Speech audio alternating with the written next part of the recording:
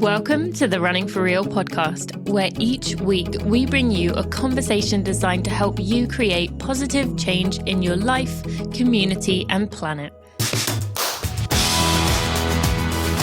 It's a collective of conversations about running, the climate emergency, and social justice. Running for Real is for the brave, for those with courage and vulnerability. United by our love of running, we're driving momentum towards some of the really tough challenges we're facing as humanity. So come join me, Tina Muir, and let's get started.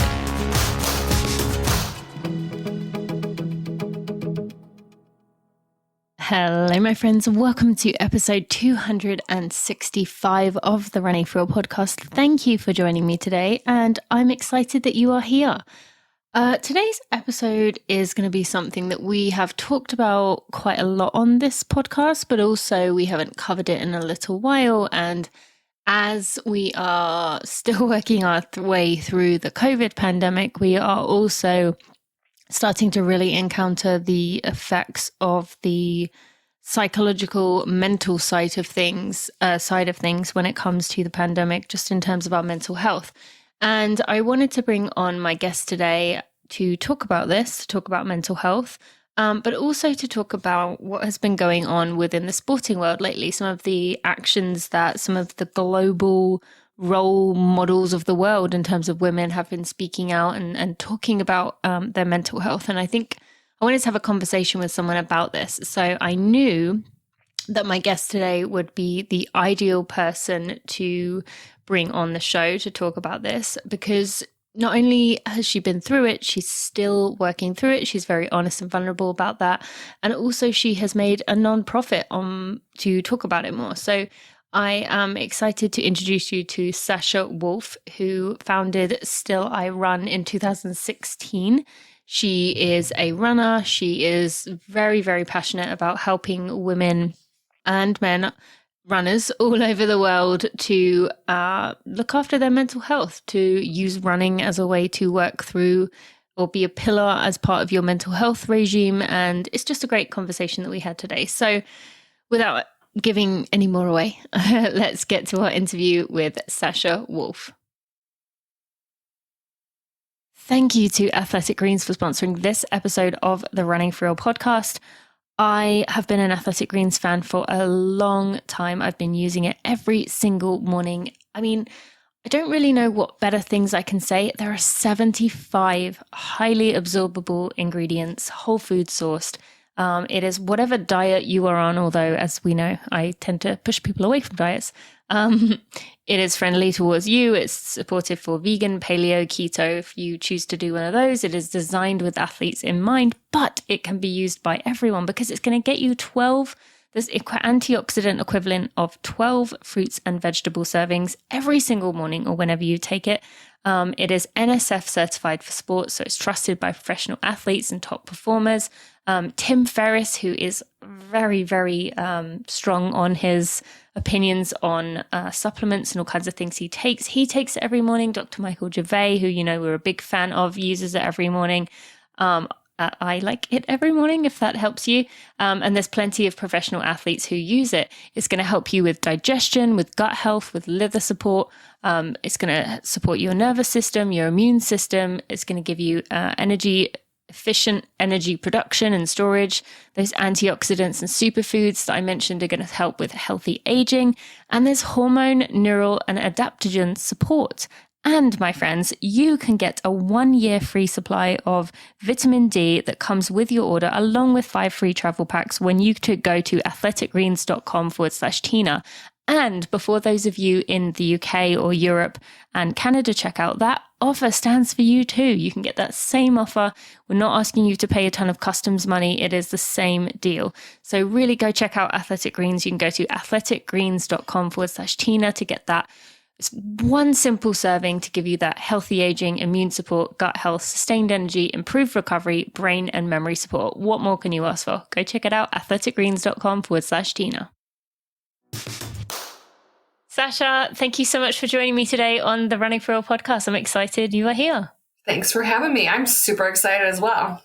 Yeah, this is going to be fun, and we've been going back and forth for a while now, and it's great that we finally managed to get this time to do this. And as of this coming out, you just informed me will be your due date with your third child. So hopefully, as mothers can attest to, by the time it's your due date, you're pretty much like, get this baby out of me. I am ready to meet them, and I just want to not be pregnant anymore. So I'm hoping when this comes out, you have three beautiful, happy children, and we can celebrate that with you. But let's start there. So going into having a third child, as someone who has two young kids, it's a lot. And we're going to be talking this episode about mental health. So how has your mental health shifted throughout your journey, in terms of with kids? Like, as you've gone through having 1 to 2 and now going into 3, tell us a little bit about that before we go into the deeper stuff. Yeah, to be honest, perfectly honest, I'm a little more anxious and not depressed. I don't think I have postpartum depression just yet, but I'm very anxious about baby number 3. Because yes, it is a lot to add another member to your family, even though it's the most exciting and wonderful thing. But I have had postpartum depression with my other 2. So it feels like it could be creeping up on me, and that's kind of a scary feeling. And I use running for my mental health along with therapy and medication. And I just stopped running a couple weeks ago because, Lord, it's hard. Mm-hmm. So I did have a situation last week where I just kind of broke down in tears. I'm like, I don't know if I can do this. You know, all those doubts that come creeping in, just, you know, normal pregnancy hormones. But then I think having a mental illness on top of it kind of compounds it all. But I'm thankful for a strong husband to talk me through it. I'm thankful for a great therapist to talk me through it. And I am still taking my normal medication. So that helps out as well. But yeah, a lot of emotions, a lot of feelings, a lot of things going on inside this pregnant head of mine right now. Mm-hmm. Yeah, I mean, I think everyone is experiencing that a little at this point, particularly because it looked with COVID stuff like we were going to get through this and we were going to be out the other side. And now things seem to be looking not so good again. And I think there is a lot of anxiety. I'm definitely feeling more anxious in a way I haven't to this point, just because of like, oh no, like what are we about to step into again? And so I appreciate you sharing that, and also straight off the bat talking about the things that help you to maintain your balance, maintain that level of health for you. And you are on this mission to defeat the stigma around mental illness. And I'd love for you to tell the listeners a little bit about Still I Run, what it is, and yeah, where that came from. Yeah. So on top of being a mom of 3 and working full time and being the best partner I can be to my husband, I also run a nonprofit on the side called Still I Run. As you do. Yeah, it's a lot going on. It's called Still I Run, and our goal is to kind of promote the benefits of running for mental health, defeat the stigma around mental health, and then create like a safe place / community for people to connect with one another. And it got started out of a very personal reason. I never intended for it to be like a huge nonprofit or a national movement. It was me literally searching for other people that ran for their mental health. Shortly after I got out of a week-long stay at a mental health hospital. And I couldn't find any groups. And I searched for years and I thought it was the weirdest thing. Like, I can't be the only one running for mental health. So I started it myself, and it kind of just grew legs from there and took off. And our 5-year birthday is this October. And since that time, you know, the community that we've grown online, because it's mainly virtual, we've grown to close to, I think, 15 or 16,000 online, which is, you know, nothing I ever imagined was going to happen when I launched a Facebook group and a blog post about why I run for mental health. Yeah, I mean, it's been, I mean, that's even way up since I last heard you talking about it. So it's impressive what you've been able to do there. And just to take a little step back there for someone who is listening to this and thinking, okay, but you said you have your husband, so you have that, social support, you have medication, and you have therapy, like, that must mean the running isn't enough. So tell us how running comes into this and why it's okay to say that, like, any one of these things is not enough, but the combination, grounds you and gives you the strength to get out of bed and run or go do what you need to do. Yeah, one thing that I see a lot of is the slogan, running is therapy. And at Still I Run, we believe that running is therapeutic. It's not actually therapy. It doesn't actually take the place of medication to replace the chemicals that your brain isn't producing. It isn't actually talk therapy, a cognitive behavioral therapy, but it is something that is therapeutic and can help you out. So for me personally, I have to use those 3 tools in my toolbox to be the best version of myself. The running helps me feel more accomplished, and it does help a little bit with that happy chemical release in my brain. But the medication it's something I absolutely need. It's like a diabetic needing insulin. You can't just go without it or try and find a substitute. Mm-hmm. And then because of the depression and anxiety I have, I need to talk to someone about the thoughts in my head, the irrational thoughts, and help me rethink about life, really. So I wish it was as easy as just being able to run for mental health or just take a pill, but you need to be proactive in your approach and always monitoring your health. And for me, it's those 3 things. And it's interesting that you asked that question because when I was diagnosed with depression at 18 years old, I was just given a pill to take. Here's Prozac weekly, do your thing. Mm-hmm. And that's all that I did. And then the depression finally caught up with me because I wasn't managing it. I was just taking a pill. I wasn't doing anything. But once I finally started taking that proactive approach, that's when things started to get better for me.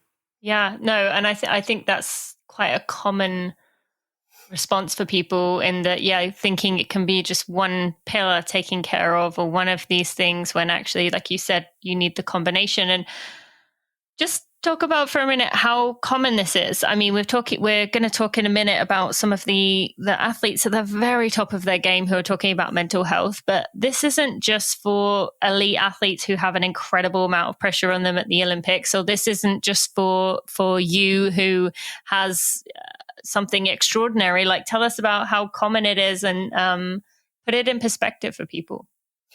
Yeah, I mean, the biggest stat out there is 1 in 5 Americans will be diagnosed every year with a mental health or with a mental illness. And I haven't looked at the numbers recently, but I wouldn't be surprised if that number went up over the last 18, 19, 20 months. I know I have looked at a few studies where more people have been getting care for their mental illness or have reported symptoms of depression. This last year has not been easy. So obviously, and unfortunately, that number did go up. But chances are, even if you're not affected, if you're not one of the 1 in 5, you know someone that has a mental illness. Sure. They may not be talking about it, but that's how common it is.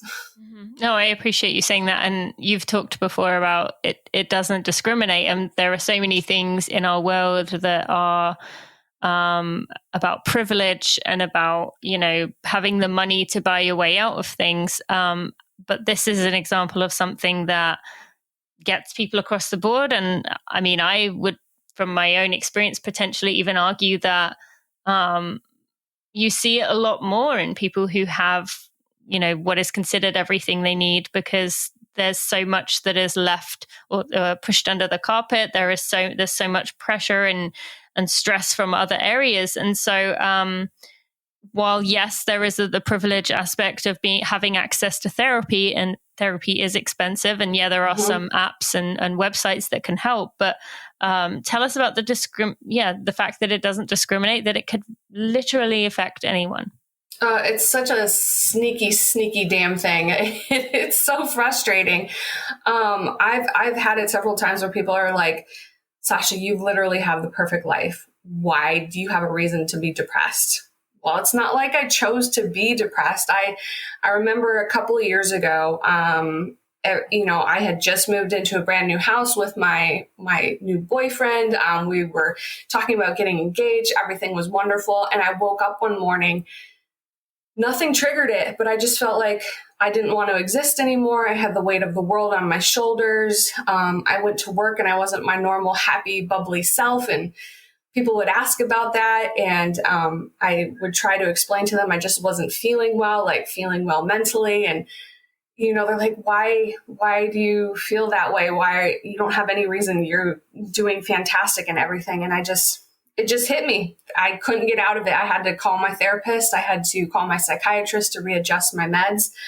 But it was a thief of my joy, and it really stunk because there was nothing I could do to prevent it. It just happened. And I think that's something that kind of happens with postpartum depression too. You welcome this new bundle of joy into your home. Everything's wonderful. And then both times with my girls, like a week to 3 weeks after birth, it just hits me like a truck. And it's like, why is your brain kind of turning on you like that? So mental illness doesn't care where you are in life. It doesn't care how happy you are. It just happens. It's like when you get a cold out of the blue, or you break your leg unexpectedly, or you have a heart attack. You don't plan for those things. They just happen. Yeah, so true. I would love to shift into having a little bit of a conversation with you about what we have been seeing over the past few months, particularly around the Olympics, seeing Simone Biles step away from competition. There's a British cricketer, Ben Stokes, who announced he was taking an indefinite break. Naomi Osaka obviously dropping out of the French Open. There's a swimmer, Adam Peaty, who said he's going to take a month off to take care of himself. And obviously Molly Seidel, who just won bronze, has talked a lot about in the past needing to step away to sort out her OCD, her eating disorder, her anxiety and depression. What do you, as someone who's deep in this, like, what has changed here in terms of why athletes are feeling great? And there's Alexi Pappas too, I think, another catalyst in this. Why have things changed so that people are now starting to take these steps to actually say, okay, I'm not on medication, I'm not clinically depressed, but my mental health matters to me, and I need to do what I need to do, even if that sacrifices my performances by me not participating. So talk about what you have seen over the last 5 or so years. Yeah, I am loving these conversations. I am loving that these athletes are coming out and speaking about their experiences, because we tend to think of, elite athletes as these machines that keep going until something physically happens. And we don't think about the mental impact of what's going on with them. I think it did kind of start maybe with Alexi kind of putting that video out there and being brave and being vulnerable. I think when you have voices like that come forward, it inspires others to come forward, which is why I've decided to be vulnerable about my own story, because you hope it at least helps one other person. And I think just with everything going on in the world and with COVID and politics, and we were just at this perfect tipping point where everyone started sharing their mental health issues at the Olympics. And it's been a wonderful thing to see. And I think the fantastic thing about it is these are the most elite athletes in the world. And it's like I said, it seems like they're indestructible. But them being vulnerable and sharing their stories is is inspiring other athletes. It's inspiring the dad down the road, the daycare provider across the street. It's inspiring absolutely everyone. And the other thing that I'm hopeful about with more elite athletes coming out talking about this, and even celebrities, is that A, it's inspiring others to talk about it, but B, hopefully there's policy change, at least here in the United States. Like, let's start putting more money into mental health and addiction. Let's start, supporting people who want to get into the field of psychiatry in medicine, because there's not enough help out there. So I'm hoping that this conversation really explodes into something bigger, because we need the support system now as well.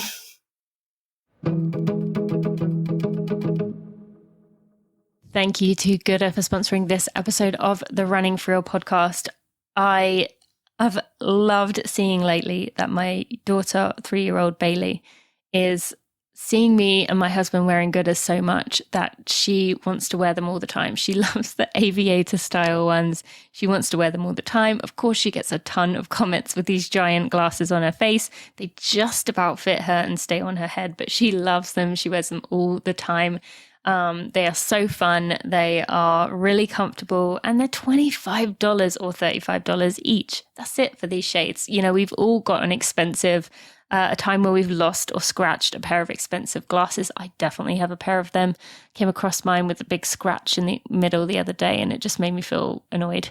But I love Gooda. They are so comfortable. I have many, many pairs. They're fun, they're fashion, they're functional, they're affordable, no slip, no bounce, all polarized, all fun. Every pair you purchase is backed by a 1-year warranty. They have 30-day free returns. What more could you ask for? Wait, I do have something else. They are 100% carbon neutral company and proud members of 1% for the Planet since 2018, as is Running for Real. So yes, there's so much to say about Gooda. If you would like to support me and this show, you can treat yourself to a pair or 2 or 3 or 4 or 5 of Goodas and head over to goodr.com/Tina and get yourself 15% off your order. That's 15% off at goodr.com/Tina. Your face is going to thank you. I am going to thank you. You will see so much fun on that website. Go check it out.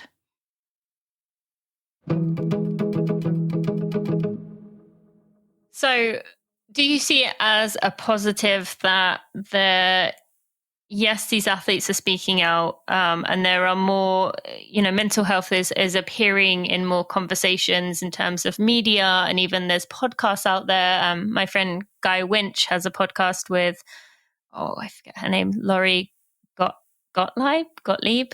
I'll put a link in the show notes, but it's called Dear Therapist, and it's where people call in with a problem. Like, do you see the fact that more of these conversations are happening out in the open is helping us, or does any part of you think that might take away from people thinking, well, I can listen to a podcast or I can read this article and then I don't need to go seek help for myself because they've told me the answer? Like, what are your thoughts there?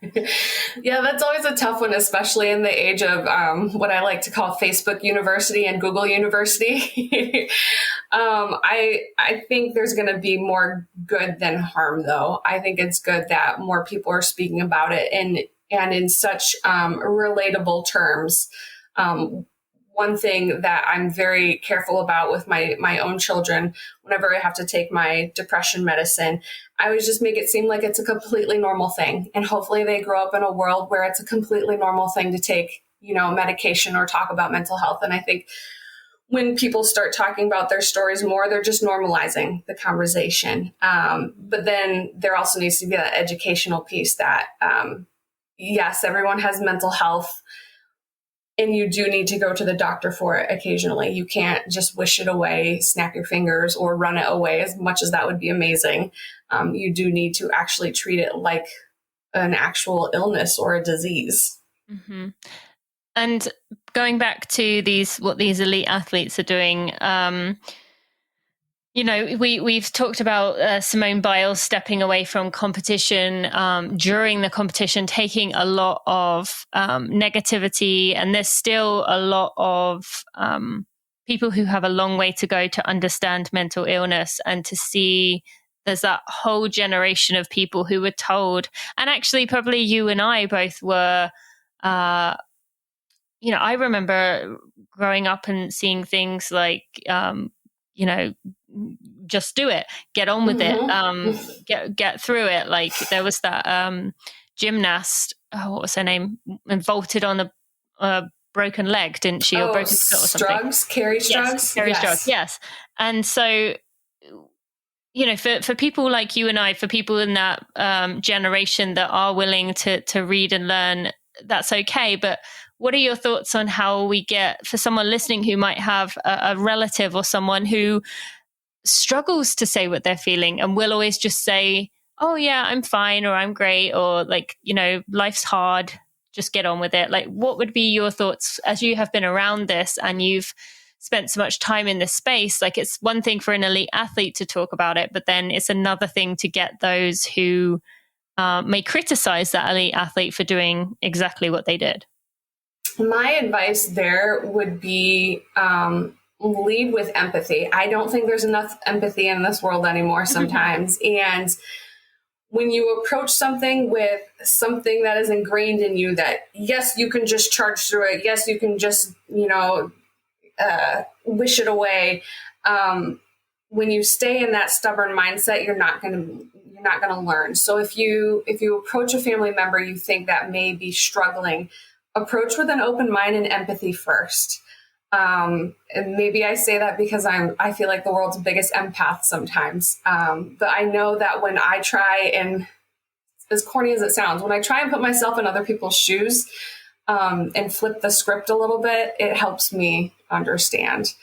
And I hope people remember that. Mm-hmm. Yeah, it is hard to, I have some people in my life who I love very much who do struggle with mental illness, but very much aren't ready to take those steps. And it is very difficult to watch that and know that it isn't a case of, if you loved me, you would do this, or like, you better do this, or I'm going to, like you said, leading with that curiosity, with the empathy, with the I'm wondering why questions has really, not that I've managed to succeed yet, but has really been the thing that I think is going to be the way we get through to people. Do you have anything else you would say in terms of for someone who does have a mental illness and they want to speak out, but then they worry about getting comments like those that were directed at Naomi and Simone,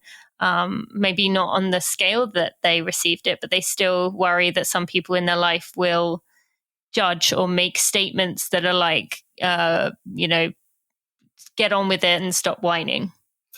I think that's where a therapist really helps, because even though I've been going to therapy for years, like I still have issues with it. When I was scrolling through Twitter or comments about Simone Biles and like seeing how backwards some people seem sometimes, it hurt my heart so much. Mm-hmm. And my husband's like, why are you focusing on all the negative comments? Look at all the positive things that are happening. And that is part of my mental illness. Like I focus on the negative. So is that part of your mental illness? Like, I feel like for me, my depression and anxiety causes me to look at things in a more negative light than they should be. I'm very, very hard on myself. And so I tend to focus on the negative. But doesn't everyone, or not everyone, obviously your husband doesn't. I don't think my husband would either. But like, I feel like most people that I'm surrounded by in my life tend to be hard on themselves and be like, oh, what the hell? Like, why are people saying this? Yeah, for me, at least, and when I've talked to my therapist, I tend to put on a different pair of glasses. That's how we've phrased it. Different pair of glasses than everyone else. And I see things in such a bad light sometimes. And that's why I actually needed to talk to my therapist about it. she's like, Sasha, you're missing the good in life sometimes when you focus on the bad. And so that's what was happening with me and those comments that I was seeing about Simone Biles. So for me, being able to share my story, for me not caring about what people said about me, has been a couple of years of therapy for me, unfortunately. I wish it was so much easier than that, but and I've said this before multiple times, but the brain is so powerful. It's impossible to comprehend sometimes. Yeah. So for someone who is listening to this and feeling that like hit in their heart of knowing that they need to speak to someone, but they don't feel quite ready to take that step. Maybe their family said, therapy is for wimps, or like, you don't talk about your feelings. There's that real fear of,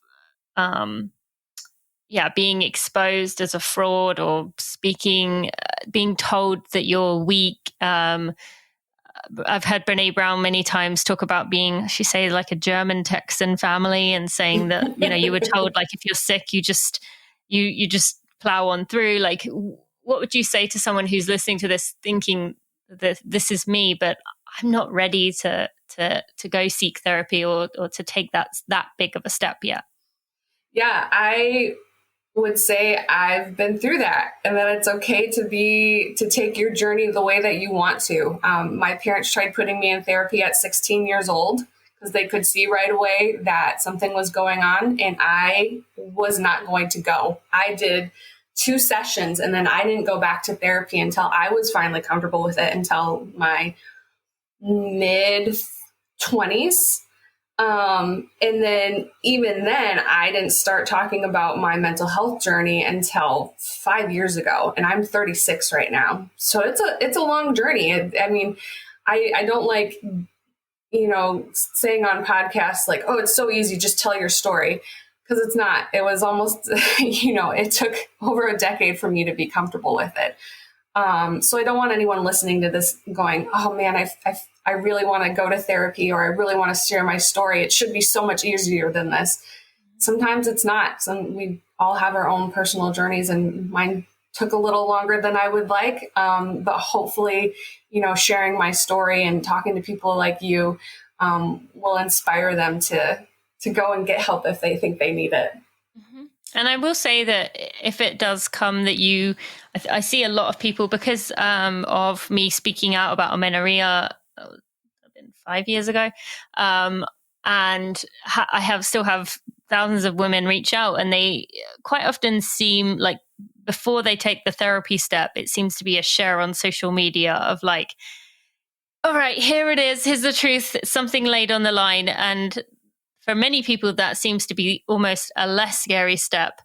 And then it's like doing that feels empowering. And then they feel, okay, I've said it now. I've done the scary bit. Now I need to like hold myself accountable and go get the support, go get the help. So if that is you, and you feel maybe it is a sharing among your social media account, even if it's just, 10 people who follow you, it doesn't matter. But I think you would be surprised with how empowering and strong you will feel by getting it off your chest and saying that you are having a hard time with something, rather than just keep putting up pictures of your toes in the sand, or like you standing at the top of a mountain saying, I love my life. Like, would you add anything there?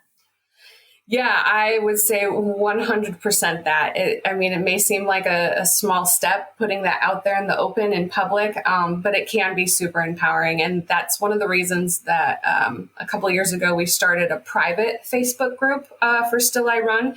It's for people who want to talk about their struggles, but maybe they aren't ready to share it with their friends and family.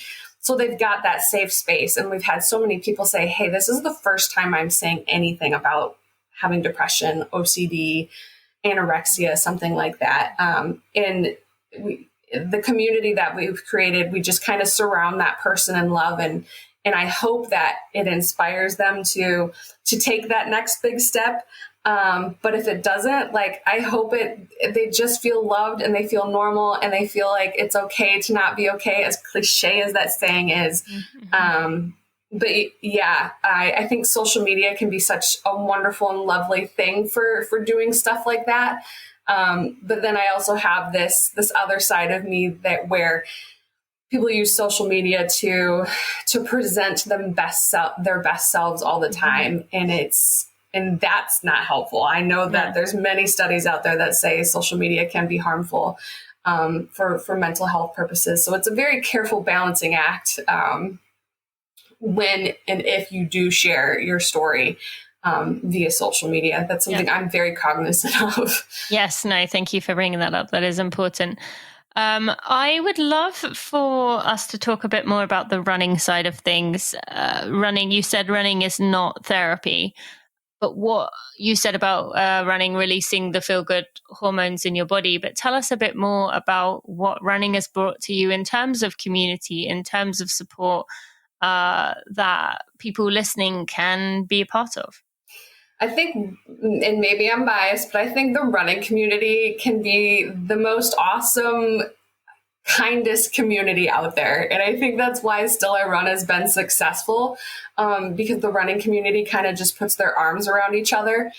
And it's just been, for me, running has been such a life giver. I always say that it has absolutely saved my life, along with therapy and medication. And I feel like a stronger person, both physically and mentally. I feel like a better mom, a better employee, a better spouse. It shows me that I can do hard things. And that's the whole kind of premise behind Still I Run. Like, even though I have depression and some days it's hard to get out of bed, if I'm able to get on my running shoes and go for a walk, like, still I got out there, like, still I walk, still I run, like, still I accomplished something that a lot of people wouldn't even want to do. Mm-hmm. So I think it's just been an amazing thing tying together running and mental health, not just for the whole scientific reasons behind it all, but just because of the community itself and the sense of accomplishment you feel once you're finished with that mile run or that 10-mile run, whatever pace you may be going.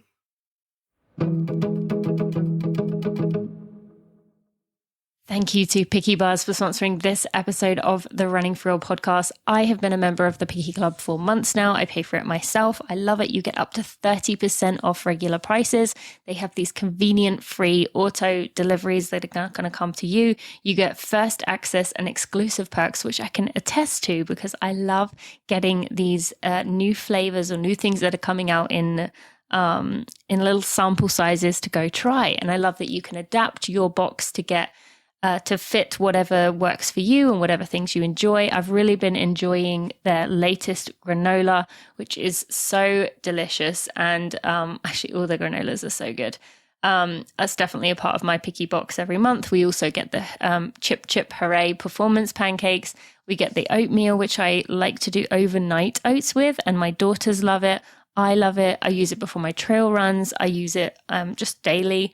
And I also eat the picky bars often, just the regular bars. One of my favorites is mint condition. I haven't mentioned that one before, but that is such a good one. Everything is good, in case that wasn't obvious.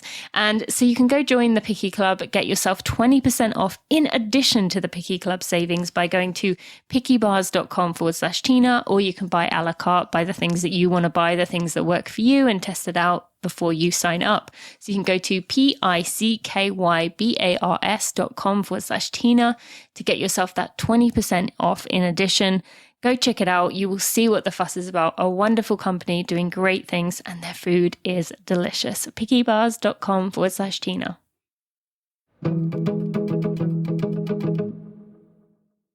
And then what about as we potentially are looking into restrictions again, people being apart, maybe they'd been just getting back to running with groups, running with people in person, and now maybe stepping back or at least not running in groups. what would you say to people there in terms of working their way through that, having had it back in life again and now it's going to be pulled away? Oh, I mean, I've been thinking about that a lot. And I guess my biggest piece of advice there is just give yourself some grace. It's maybe going to get hard again soon, but you're not going through it alone. I mean, it may feel like you're alone because you may be isolated, but we're all kind of experiencing this together. I know that's not the best answer in the world, but it's such an unpredictable situation, not one that I would think that we would ever be in again. Mm-hmm. And there are those online communities like what you have with Still I Run that you could go, connect with people, and the listeners know about the Running for Real Superstars, that group. People have a lot of conversations there. And I want to actually remind people that that's where, I'm not sure if you knew I was doing this, Sasha, but I'm doing these together runs. And I know a lot of people who've been speaking about this being filling a void that is currently going on because of having to pull away from groups again, being that I don't know if what you know about this or don't, but I literally run holding a small microphone with on my phone. Oh my goodness. And I go on a run and talk into it. So we do like a body scan. So we work our way through the body. So that aspect's almost like meditative for a few minutes. And then we check in with each of our senses to take in all the surroundings. And then I just ramble on. I just have a conversation as if the person listening is next to me, and obviously they can't respond, but I ask questions as if you can respond. And people have really been enjoying them, but particularly now that restrictions are happening and people are getting nervous about running in groups again, a lot of people have been saying, I didn't know if I wanted to try that, but I've tried it and it is amazing. So I want to just say to anyone listening that is having a hard time with the group aspect that I'll put those in the show notes so you can go check those out as well, because it might be filling a small void there somehow. That's amazing. Yeah. I mean, there's, like you had mentioned, there's always the virtual aspect of Still I Run as well. It's interesting because when I started the group, people were like, how can that be sustainable, having a virtual running group? And it turns out that it does work, especially when things go virtual. So maybe if anyone out there wanted to join the private Facebook group we have, people are posting pictures daily about their runs, how far they went, or maybe how difficult it was. And here's the mantra that helped me get through it. And it does kind of help you feel like you're a part of something larger than yourself, even if, I'm here in Grand Rapids and my best friend is over in California, but we may still run at the same time and post about it on the Still I Run website. Mm-hmm. Yeah, I love that. So I want to have you talk about one more element of what you do at Still I Run, which is the Run, Right, Fight. Can you tell us a bit about that? I think that is amazing. And I really want to encourage anyone who is listening that needs it to take that up. It's my favorite. So it's a peer-to-peer letter writing campaign. I mean, that's like the official title you would give it. But essentially, if you're feeling like you need a letter of encouragement, or you know someone that needs a letter of encouragement, you can request one off of our website. You can share just a few details about what's going on in your life, or in the person's life that you're requesting it for. And then we will take that to our team of writers who have Still I Run stationery, and they will write you a letter, like an actual letter of encouragement based on your circumstances, and just telling you that, that we're here for you, you're amazing, and then put a stamp on an envelope, which is so old school these days, and pop it in the mail to you. And it's completely free of charge. We're not going to charge for cards or writers or whatever. But it's just so cool being able to get a piece of mail addressed to yourself. Oh, yeah. We all love mail. I absolutely love it. And we've gotten so much wonderful feedback. Like, people keep these cards on their in their office, or they put it on their fridge, just a reminder that some stranger took time out of their day to write you. Yeah. And it's such a great little thing of encouragement that doesn't have much to do with running at all.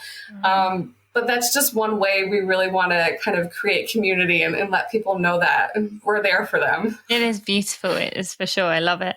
Okay. And then I also want you to just talk about the ambassador program. Or actually, is that the name of I'm not sure what your scholarship? I can't remember the name of it. The Starting Line Scholarship. Yes, so let's talk about that. That is also another one of my favorite programs. That's kind of the fun part about being a founder of a nonprofit is you can come up with these really fun programs.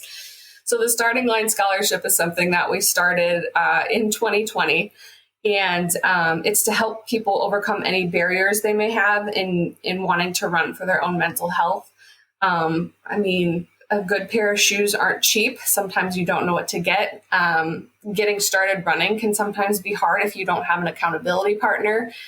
It can seem overwhelming. So the Starting Line Scholarship takes that all away. And when you apply to get started running for your mental health and you get awarded a scholarship, you get a pair of shoes sponsored by Ultra. We love Ultra running. And then you also get moisture wicking shirt and shorts and proper socks. You get a few extra goodies from some of our sponsors that we have.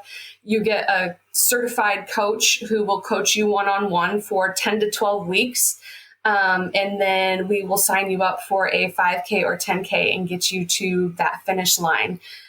So our hope is that by awarding this scholarship, we're giving you all the tools that you need to get started with this lifelong habit of running for mental health. And my dream is to someday be able to pair that with therapy. So we're not just helping people get started running for mental health, but it would be amazing if the scholarship could also cover a certain amount of costs to go to therapy or cover co-pays for medication. Because we want to make it this whole well-rounded thing, but baby steps for now. For now, we're helping you get started running for mental health, and in the future, hopefully we can make it a bigger deal. That's amazing. We're working on something for Running for All. We've been digging into about 6 months, but you're taking it a few steps further with the things that you offer. And I love that there is that race component in there, that you're, letting them pick a race and giving them the training and giving them, like you said, everything to get to that finish line. So that's just really cool. And I'll put links to those if someone wants to apply in the show notes. Is there anything else you think we should cover? I mean, I considered talking about identity and whether, running is part of this being a well-balanced person, but also I see a lot of people, especially those who have a coach, like you could even say with your Starting Line Scholarship there, or just in general, people who have a goal, have something they want to do, and they already have enough pressure and stress on themselves from other areas of life, but they take that running identity and use it to add a layer of pressure in that I have to live up to what a runner is. So any thoughts on that? Yeah, and that's something that I actually struggled with in the early years the early years of Still I Run. We've only been around for 5 years, but like in those very early years, I felt like I needed to prove myself and do a race like every weekend. Like, I am a runner. I do run for my mental health. But then I've learned to kind of dial it back and use running as a tool to help me. Like I said, I use it for my mental health. So if I feel like I'm starting to put too much pressure on myself to run or race or get that next PR, that I have to dial it back, because that's when running can get into a very unhealthy state. So yeah, it's been interesting to try and detangle myself from being this, what I feel is a competitive runner sometimes, and then just using it as a tool for good. We've seen quite a few people in the Still I Run inspiration group that we have on Facebook kind of realize that very same thing. Like, what do you do when running just isn't fun anymore, but you use it for your mental health? And it's like other aspects of my mental health care kit. It just takes a little bit of tweaking. If my medication feels off, talk to my psychiatrist and go up in meds or go down in meds. If I feel like I need to talk through something, I talk to my therapist. And then it's the same with my running. it's not fun anymore, I look at what I have scheduled for myself and dial it back and maybe substitute with other things of self-care, like yoga or biking or whatever the flavor of the day is for me. So how would you encourage someone who all they know is running for that element of it, for mental health, but they are feeling that way, that running just isn't there, but they can't seem to pull away and try something else? I think it takes a lot of being honest with yourself, which is one of the hardest things to do sometimes. I think once I started evaluating and peeling back the layers, I'm looking at my medal rack I have in front of me right now, and I'm remembering like all the pressure I put on myself to do a race so that I could post a selfie about it, or do a race so I could get that next PR. But it took a lot of inner work to kind of peel back the layers to go, all right, why am I doing this? Am I doing this for the accolades, or am I doing this to help my mental health? My original goal for running is mental health. That's just what it is for me. So when I feel like, when I'm being honest with myself and things are getting out of whack, then that's how I know to dial it down. Yeah.